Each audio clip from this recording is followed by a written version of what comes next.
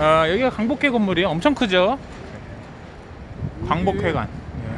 우리 자체에서 이 공식이 아니고 비공식으로 해서 우리 하는 거니까 말 좀 하고 나갈게요. 아니 나가서 얘기하죠. 또 백인에서 내 말씀하고 싶어요. 네, 대장시키십시오. 명령으로. 자,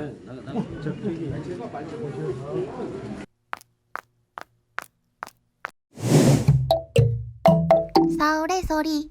광복회는 박정희가 만들었고요. 박정희가 쿠데타를 일으켜서 정체성, 이제 자기가 반란의 어떤 그런 정권을 잡았기 때문에 독립운동가를 유연다는 식으로 해서 만드는 게 광복회다.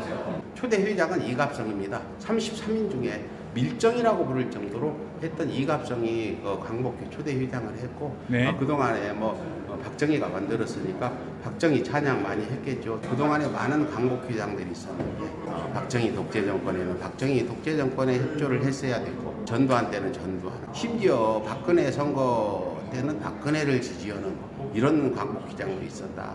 이제는 광복회가 바로 서야 된다. 그래서 이번에는 광복회가 좀 개혁이 됐으면 좋겠다. 예. 이런 생각이 지금 오늘 네.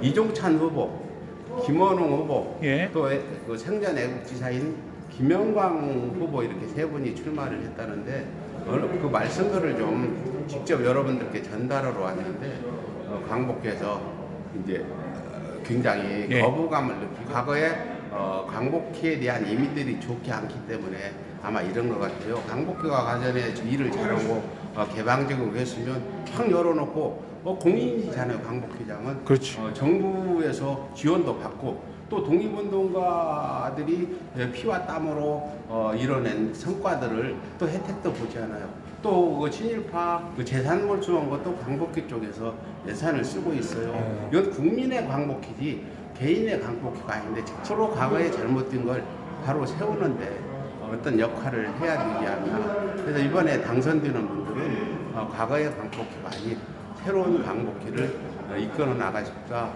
그렇게 지금 제가 조언을 드리고 싶고요. 그 역할을 또 서울에서 우리가 만약에 과거에 같이 또 그렇게 한다면 응징 취재라도 해서 그분들 회장님들이 그렇게 하지 못하도록 하고요.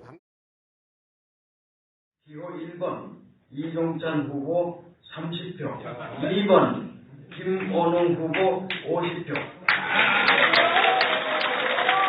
잠깐만요. 당선인 김원웅, 교환은 2019년 5월 8일에 실시한 제21대 광복회장 선거에서 당선인으로 결정되었으므로 당선증을 드립니다.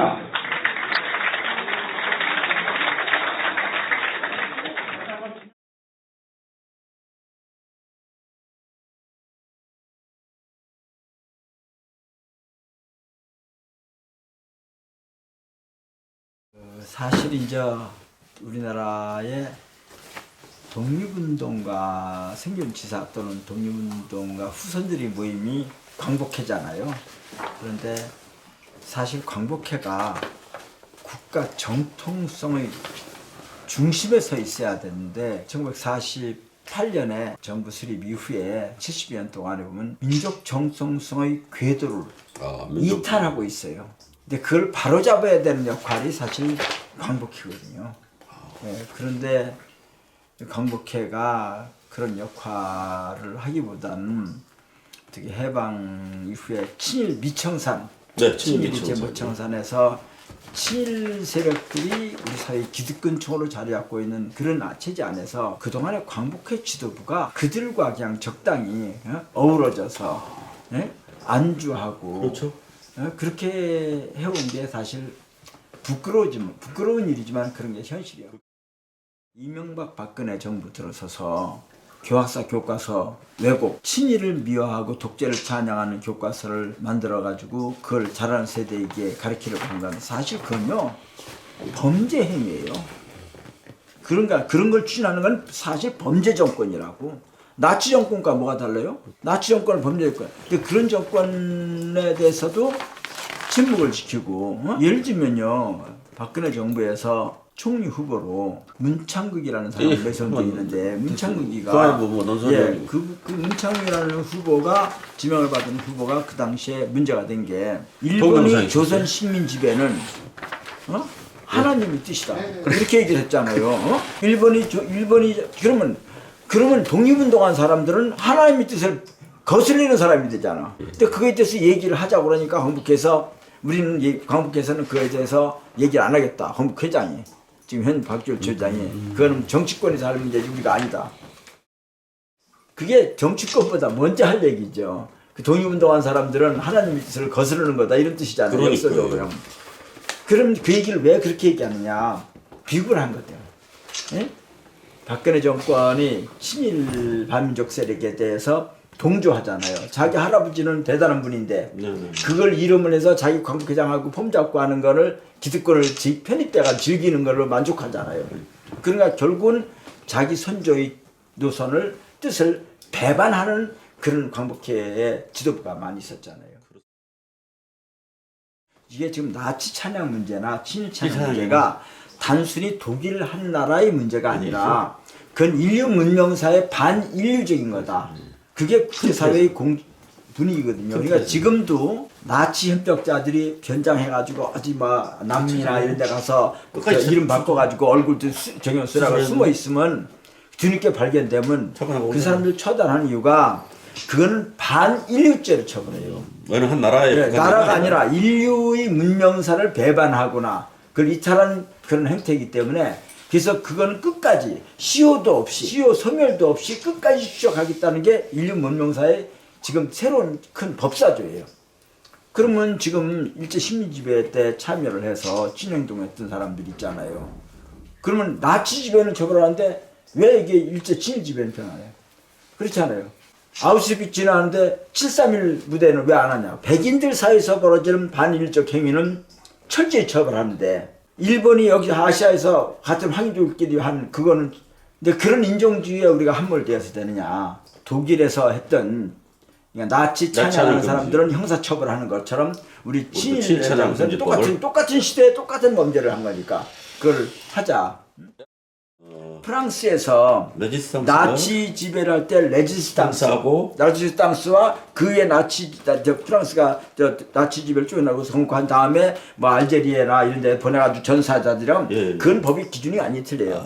미국도 조지 워싱턴 같은 그런 독립운동 세력과 남북전쟁에서 전사자는 적이 틀려요. 중국도 등서평, 모태통, 주울레 이런 사람들이 후손이 모이는 모임에 대한 대우와 전쟁 참여 전사자 뭐 이런 거랑 적이 틀리거든요. 그래서 이제 그거를 이제 한번 제대로 세워보자. 그러니까 항일 독립운동가들이 독립운동의 정신을 제대로 승계받는 광복회로 만들어보자. 지금은 어떻게 보면 친일 기득권 세력의 지도부가 광복회 지도부가 그들과 그냥 함께 어울려서 자기도 기득권층의 한 부분에 편입되는 걸로 만족해 왔거든요.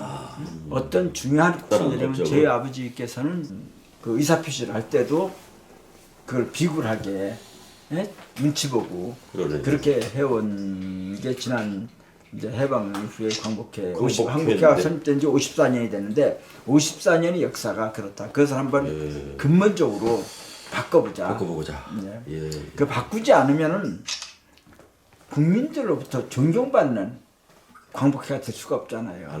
전부 다 매도할 수는 없지 않은 몇 분을 빼놓고는 연결을 해가지고 중구로 망명을 하셨어요. 20대 후반에. 그래서 조선열단에 가입을 하셔서 활동을 시작했고 저희 어머니는 16살 나이에 예림에서 이렇게 조선열단이 이름을 바꿔서 조선의용대로 바꿨을 때 거기에 처녀의 몸으로 가입을 하셨어요. 그 약산 김원봉이 백범이랑 그 합쳤잖아요.